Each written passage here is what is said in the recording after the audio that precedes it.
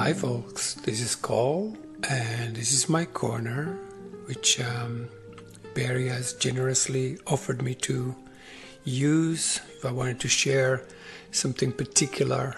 And many of you remember us from Street Smart Spirituality when Barry and I did few interviews on different subjects, like books like Write You So Well and Course in Miracles and Urantia book, and some themes, particularly my subjects on the need of learning how to evolve our spiritual presence on earth through feelings, which is my main subject and focus of most of my talks, as I have realized that without it we're really not evolving into anything particular except filling up the mind with more and more information, and mind is definitely already suffering with an overdose of that. So hence I come with this subject of feeling and series of books of Write You So Well, which also then, after Barry and I finished with the podcast, the Street Smart Spirituality podcast, he offered me this corner where I could knock myself out and go on about Course in Miracles, and I did about 12 episodes on that, and similar number of episodes on the subject of Write You So Well, and I promised I will do the same on the subject of Course of Love, which is a book I received by Marie Perron, and in my view and in my experience is actually a continuation or the next level to A Course in Miracles. Same as Course in Miracles, has 3 books, and it's another masterpiece that should not be missing in any good library of spiritual books. Definitely I would call it one of the greatest piece of work that's available when it comes to a true understanding of heart. Yeah, that's why it's called A Course of Love. So I'm going to attempt to share my experience on A Course of Love, and I will probably read few bits and pieces here and there and share my experiences of what actually has happened just by doing these books, and actually continuing with the book. I'm also at the moment translating Course of Love into Slovakian, which is a whole different journey because I have to take every sentence and really sit with it to make it identical in Slovakian language. But something miraculous happens with that I get deeper understandings of what this book actually has to offer. I'll share right away my experience, what happened, and how I came to know this book, which wasn't even so long ago. It was only a little bit over 5 years ago where I began to look for my old teacher that introduced me to the experience of the Course in Miracles. Not the theology of it, but the actual experience, the miracle, the actual returning into the original state of being as light. So one day, this woman just became acutely going through my mind. Her name, I keep repeating it, like, oh my God, I've got to make a contact. And a few days I did, and because she has such a profound effect on my spiritual journey and taught me that exactly what Jesus actually teaches in A Course in Miracles, saying, hey, seek only the experience and do not let the theology of any kind, and particularly as well, of course, in miracles, to delay these moments where you actually experience the truth rather than learn about the truth. You know, read books about truth are very different to having an actual experience of the truth, right? Which has nothing to do with any concepts. It's an inner knowing, inner awakening, inner igniting of your inner light, in which, according to the Course of Love, we are all accomplished. We have the complete thing within ourselves, and with the proper instructions, we're absolutely capable of returning to this exquisiteness within us that is being the accomplished one. So I called this teacher and she goes, "Oh, Carl, have you heard of Course of Love?" I was like, "Oh, no." And I thought Course in Miracles was this final frontier, like the complete book, and I didn't need anything else. Actually, when I started doing Course in Miracles, I pretty much let go of most of my books after I discovered the Course. However, shortly after, I also discovered the books of Right Use of Will. And so these two were my main guidance. One was sorting out my mind and my thoughts, and the other one was helping me with my feeling self, which I didn't know was that important.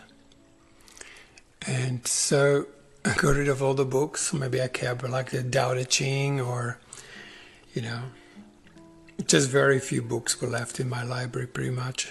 And then as I contacted my teacher, said to me, "Hey, there's this new book. It's a continuation of A Course in Miracles." And I'm going like, "Come on, that can't be. How can that be?" And she says, "Yeah, it's actually true. And now that I've gone through it many, many times, I can confirm that this is an absolutely continuation of A Course in Miracles." Some teachers of Course in Miracles, because they lack the role of being a teacher of A Course in Miracles, have a big resistance to this idea, because it says something like the times of intermediaries is over, and that we can now contact our own heart and find this part of ourselves that is complete, that is accomplished. And so that is the main focus of Course of Love, is to awaken us to the presence of our true heart and abolish this idea of love, old ideas of love and old ideas of heart and old ideas of what we think everything is. So it's mainly about discovering the new within. So finding the truth within, rather than filling the mind with information and concepts of any kind, particularly spiritually. So really incredible piece of work. And my personal experience with it was that I frowned at it, as my teacher said to me. He says, "You know, Cole, you'll frown at it, but just stick with it." So I'm reading this book. Of course, I downloaded it straight away, because that particular teacher never really failed me. And I'm reading it and I'm frowning.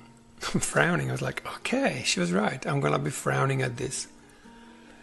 And I didn't get very far. And all of a sudden, I had this experience like I've never ever had before. And the experience was that the Christ consciousness has made itself completely visible to me, pointed me to my own kingdom within, and vanished. It's like, deal with it, brother. And then for 40 days, I was in an experience of unspeakable love, and I'm still catching up with myself. What the heck has happened through this amazing moment that completely dislodged time and space continuum, and I found myself in the heart of God and found myself as God's son. You know, if you're a lady, yeah, God's daughter, whatever the child of God is, right? Labels lose their power and experience takes over. And it's been an exquisite journey ever since. I've been running some groups on Zoom, just sharing, reading the book together with other people. And of course I have this little circle of my close companions. And we are entering into a zone together where the language is no longer needed. We're really uniting together. We meet in this exquisite, very, I would say even like emotionally fulfilling place of, I don't even want to call it love because the word love doesn't fit into this. It's like a new love, new way of being that is available for all of us. And so we're exploring this new way of sharing. And one beautiful thing happens whenever I read this with somebody who is not warring against it. Somebody who goes like, oh, okay, I'll go with this for a while and I'm open to it. We're finding that we read and then we suddenly can't read anymore and we fall, or I would even say are raised into this space of celestial order that in which we realizing our inner perfection and in our inner radiance, and we cease to speak, we cease to exchange information, and we enter into this place where we unite and where we all actually are as one heart, if we can feel it. And one beautiful thing about Course of Love is that it brings the word feeling in big time. Okay? It really begins to introduce this part of ourselves that feels. And it does it in a very exquisite way, not as direct as Right You So Will does, but in a way that it's beautifully accessible and gently rippling through us, where feelings begin to vibrate the way they're supposed to vibrate and increase the speed of light in us. So I don't know if you know, but when the beginning of time on Earth, we were actually not this dense. This is the latest fashion, to be really dense and die. It wasn't like that at the beginning. And according to Right Use of All, this was the land called Pan, and we were actually capable of changing form, and we were still very free spirits, very free beings of God, full of joy and capable of manifesting whatever we desired to feel for ourselves that would bring us joy and delight. However, because the will, the feeling body, wasn't evolved as yet due to some resistance to it, we eventually begin to go into this, what we call the fall of man, or, loss of consciousness, because our will, our feeling part of ourselves, was not capable to inform us about the reflection it had to give, right? And so we begin to become more dense and more dense and more dense, right? And we stop the dance. We became dense. And we begin to acquire sicknesses. And it was because our whole emotions had no chance to express themselves. So we have to share this overgrowth of unexpressed emotion with our body and make it more and more dense until it could not release anymore. And then the disease came in, then the sickness came in, and so on. So we need to kind of return somewhere to the original way, the way we were created. Okay? And there's no way we can do this without feeling. And Course of Love gently introduces the feeling. In the Course of Miracles, I think it's about, the word feeling is mentioned like 44 times or something. However, in A Course of Love, it's increased, and obviously Righteous of Will, it's all about feeling. So the word feeling is mentioned hundreds and hundreds of times. So I would say that's like the goal of this book, is that it also helps us if we can manage the work like Right Use of Will is, which is not for everyone, and it's quite confronting piece of work. This is a little bit gentler on us, and but it has the same message, and it helps us to bring up this part of ourselves so the heart could actually be born. Okay? And that comes through the acceptance. Yeah, big word. So we'll come to this, and we'll get into all sorts of details around what this book has to offer. And so today I will begin to share with you the introduction, and I will share about any experiences some of these teachings have generated as a vibratory power within the self that creates a different world for itself.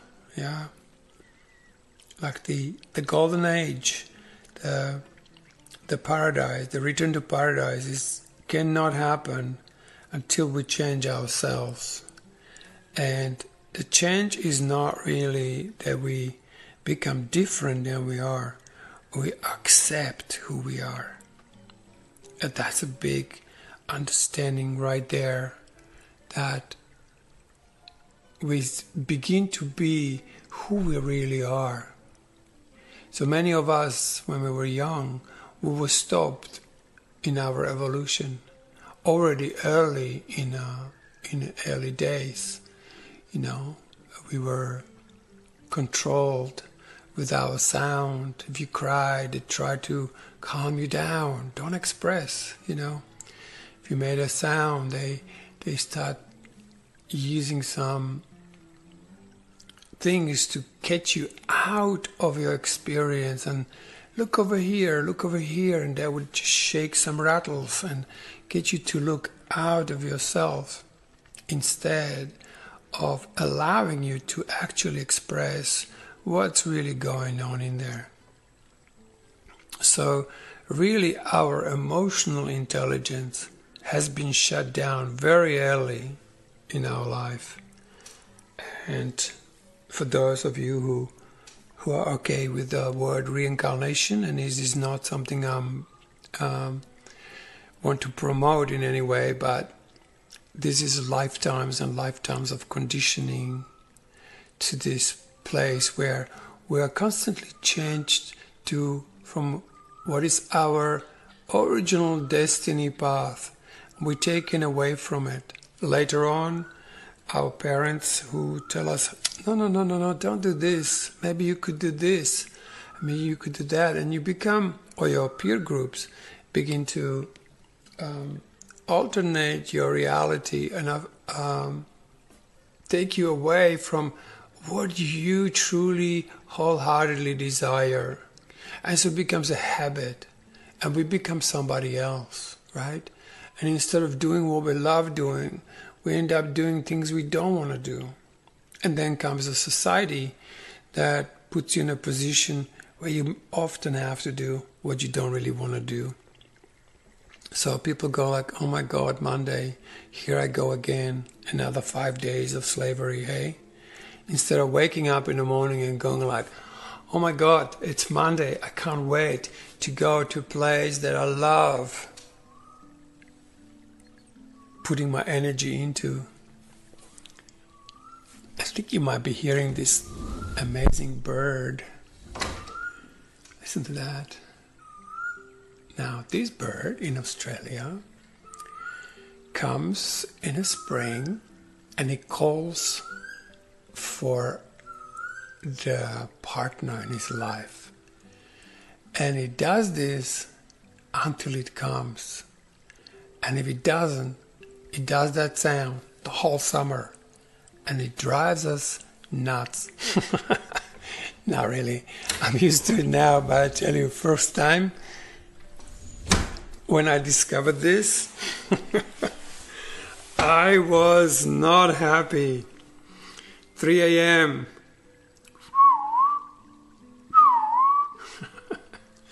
So, yeah, and lucky for us if the partner comes, because then it will just go quiet and they will mate and make babies and do the thing they do. We have all sorts of interesting characters. Right now, we have this bush turkey. By the way, for those who don't know me very well, I live near Byron Bay, Australia, which is the most eastern point of Australia. I'm of Slovakian origin, so hence the accent. And I live in a country, so you will often hear cicadas and wild birds and parrots. Anyway, besides that, let's come back to the course of love. So, now that you know where I'm from and where I live and why I have these wild sounds coming out of everywhere. So let's begin. I like to dive in straight away. And obviously I'll keep returning to this, particularly to that experience of this awakening, which is unlike anything I ever read about or heard about, because it was incomparable to anything that I knew. So I'll just say a little bit more about it. So I was reading this book, frowned at it, came to chapter 1. And maybe that could be a good thing I begin with. I came to chapter 1 of A Course of Love, and I went to the paragraph number 10. And so I'm sitting here on a sofa, and I'm reading this. Say, Jesus says in A Course of Love, it says, resign as your own teacher. Accept me as your teacher and accept, that's that word acceptance, that I will teach you the truth. He says, find no shame in this.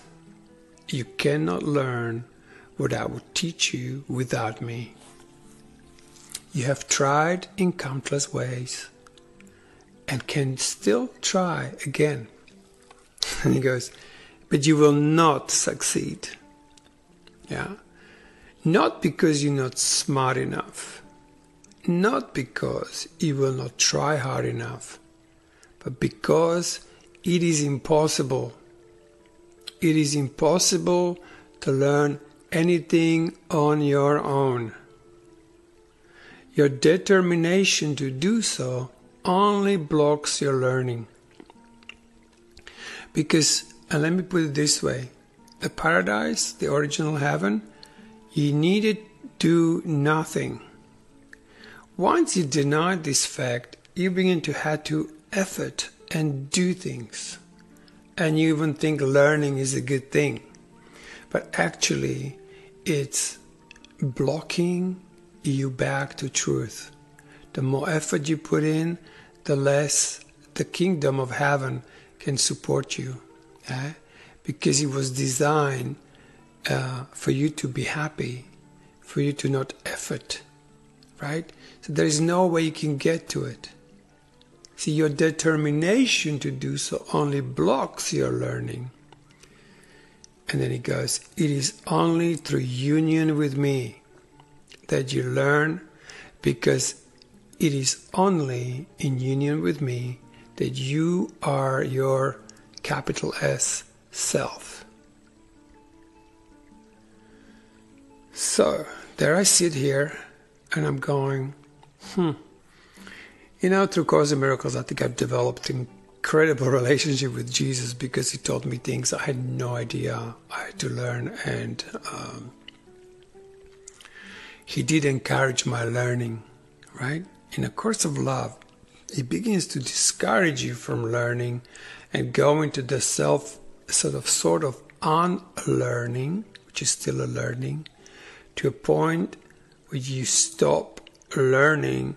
Because when you remember who you truly are, that is already exactly what you must desire and want to be. I'm not saying do, I'm saying be, yeah? Because it's on your being that you become complete and happy. Now, if from your true being you're being to do things, that will be effortless, that will be supported, that will be easy.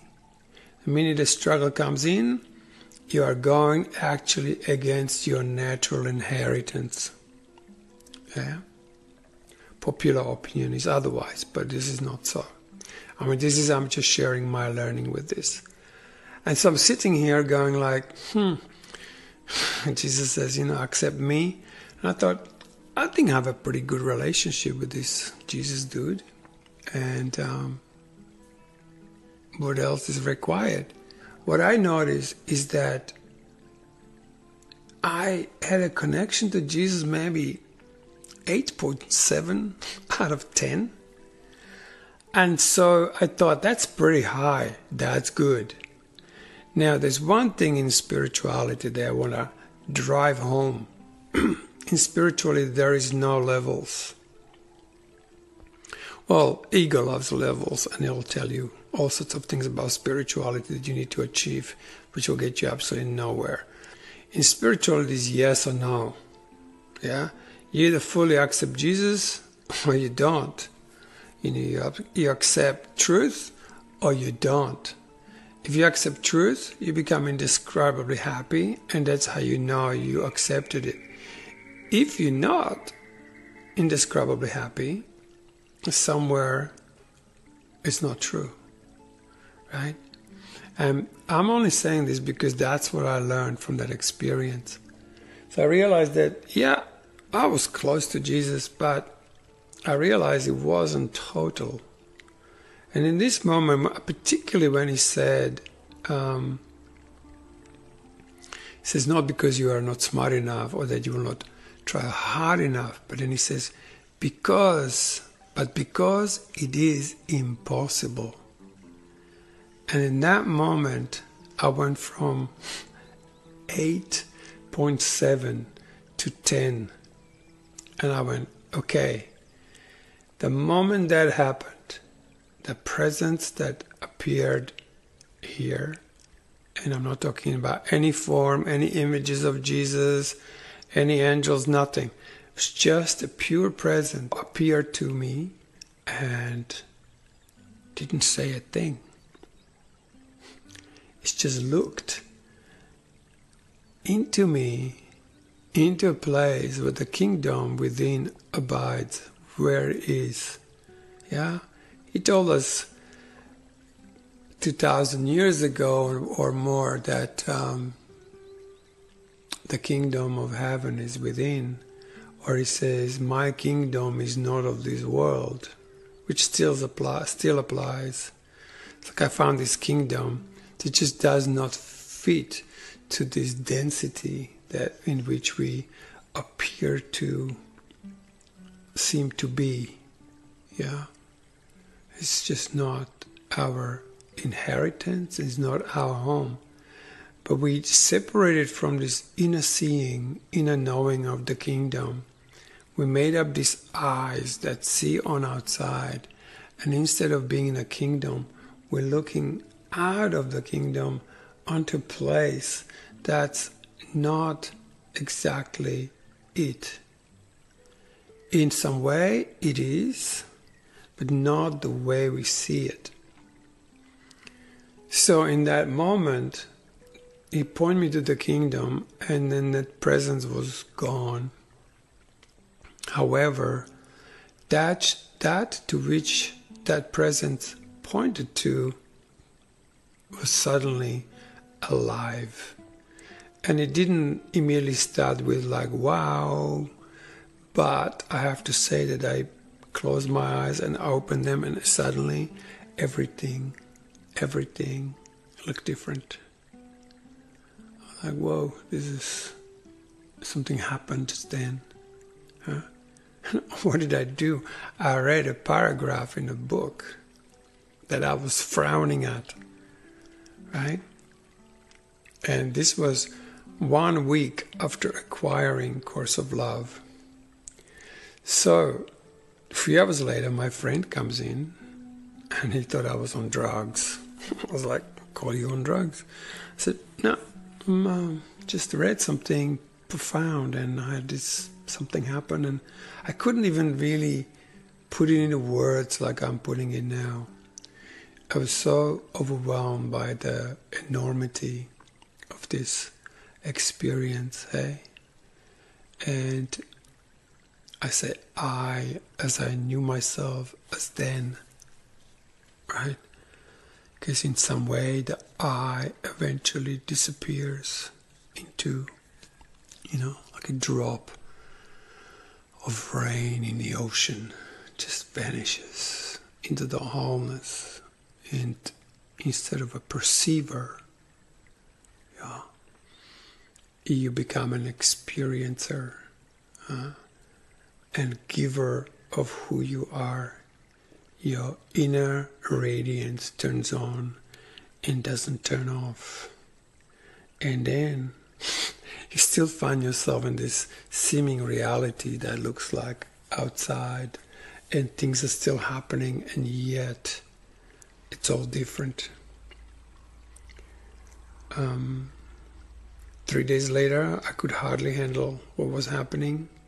The reverberation of this golden lava that was turned on somewhere within was, and by the way, all these expressions are such ridiculous examples of what I'm trying to express that they're incomparable. Like the perception cannot ever describe this.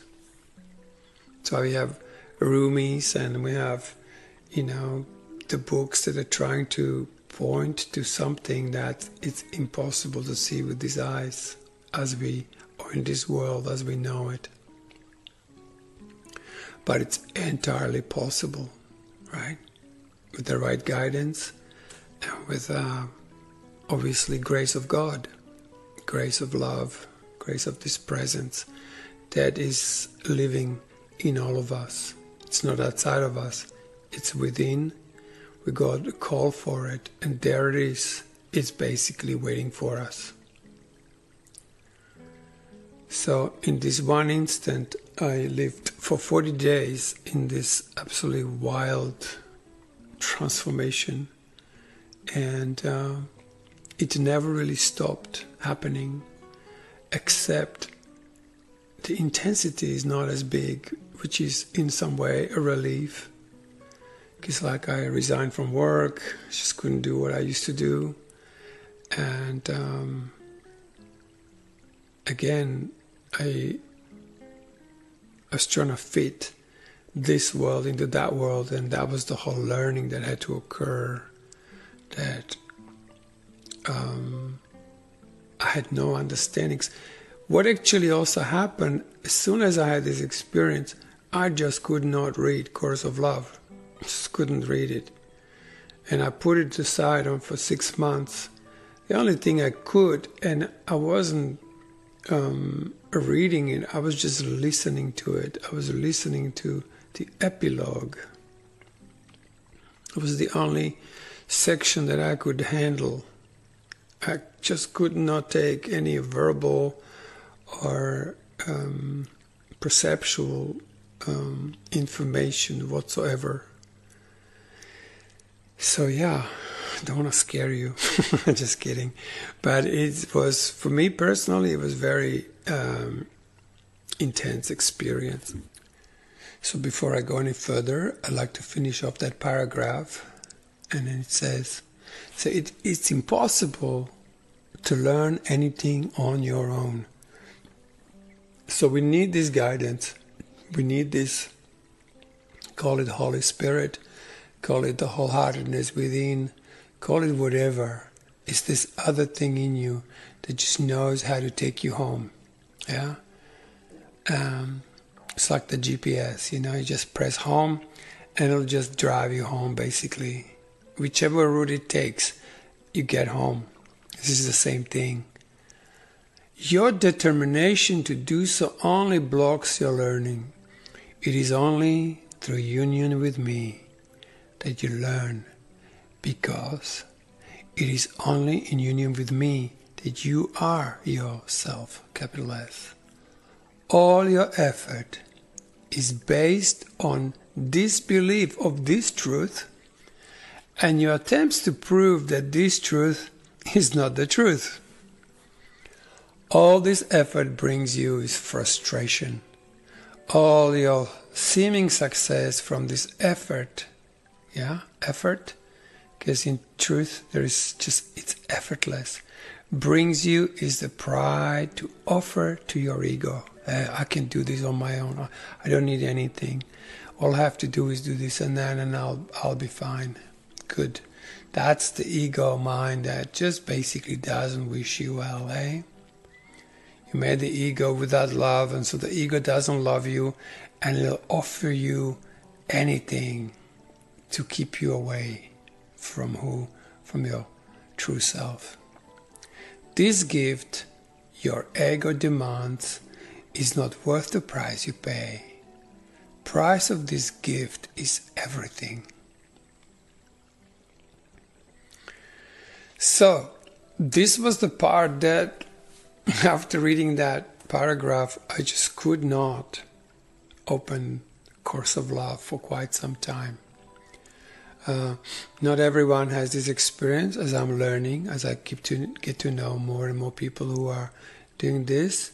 But one thing is for sure, that as you get some instructions on even how to do this book, it will begin to happen maybe gently or in a more soft way than it happened to me. And what I find that, for example, when I join the groups that just read the book out loud together, because we join in this same focus, what happens, we begin to be taken into this quietness, right? It's one of the most important signs. So ego would even drive you, say, you got to read the end of the chapter. No, you don't. You read as far as it brings you somewhere. When you begin to feel this moment where you are taken in, you surrender. You go, oh yeah, take me. And you fall into this deep quietness. In A Course of Love, they call it the precipice. You can on your own, even with the help of Holy Spirit, to get only this far. From some point, God takes the last step. But you got to be prepared. Your mind is to be quiet. you have to have your feeling body open and a full acceptance. You slowly begin to birth your heart. Your inner Christ will be born. And in that totality, you will enter back the kingdom of heaven for good. I guess that might be enough just to introduce not only Course of Love, but actually the capacity it has to awaken us. The exquisite guidance that our brother Jesus offers us. It's like, hey, I was just an example life. I only wanted to show you how it be. Don't follow me, follow what I did. And this book is all about what he did, not following Jesus forever and think that that's the right thing to do. Yeah? You don't have to follow Jesus. Jesus gave you, salvation is within you. He gave you his own heart. Yeah? And so that is the resurrection. Yeah? Your return to the atonement principle. Yeah? Atonement means at one meant. You become one with yourself again. At the moment, in most cases, and particularly if you have any even slightly broken relationship to your feeling self, there's no way you can feel wholeness, because feelings are part of you. And if this part of you is not understood, there will be a mild pressure to hold the feelings at bay. Without feelings, there's no way your heart can be born. So you not only need God the Father, which is your awakened mind, but you also need the mother to birth the heart. Yeah, the whole idea of Virgin Mary is your returning to your virgin feelings. And virgin feeling is the one that's not karmic, yeah, that's not holding something. So now what happened with feelings, at some point there was this tiny made idea and the feelings just shut down on it. And so the original cause is held feelings in you, right? You can't blame this on God. I mean, you can, but it's not going to buy you anything. Somewhere in there, you held a feeling, you decided it wasn't good. And from then on, you piled up thousands of feelings that you resist in yourself and you hate. And until they get resurrected, they won't become virgin. They won't become the pure now feelings, because the situations of the world will keep re-triggering these old memories, these old held imprints and tight spots. So until you resurrect this part of yourself that is the feeling self, which the heart can help you with, right? To some extent, because you can bring the heart from outside and ignite it. But ultimately, you want to have your own heart ignited without an outside support, right? So Jesus just appeared as an outside support for a moment, just to remind you that he placed the salvation within you. Yeah, salvation comes from me and nowhere else. You know, no one can actually do this for you. Even these books can't do it for you. But these books can give you guidance on how to. And some give you guidance and some give you misguidance. And you can be on a very long journey for a very long time and still seeking, still looking, still not finding. Yeah. And the Course of Love says, hey, you know, have a look, find this. And now that you find it, you must give it. And this is the most missing principle, without which you will not sustain your Christ awareness, even if it's already born in you. Yeah. It has to be given in order to maintain itself. Just like the sun in the sky, what does it do? It shines, and the more it shines, more it shines, and it shines, and it shines, and doesn't have a conditions, So like, no, today I'm not shining on a Pluto, right? It just shines. It's what it does, and so are you. That's why the word Son of God and Sun itself has a very similar name, because it's that quality of radiance which is inherent in us. And if we don't give the kingdom and not shine our true heart, we deprive ourselves of it. So eventually, giving and receiving is truly one in truth. So this could be plenty said at the beginning. If this appeals to you, we'll hear from you in some way and feel your presence and inspire me to say more on the subject. And I'll just speak my heart, speak my love, and speak that which was given to me as exquisite gift, probably the most exquisite gift I could ever receive. And the beauty of it is that it hasn't stopped yet. It just keeps growing, and through this expression I'm finding more and more understanding of how it actually works. The more it's given, the more it's received. So until next time, thanks for listening, and I'll catch you on the podcast number 2 in a series of based on book Course of Love by Marie Perron. Thanks for your attention, and bye for now.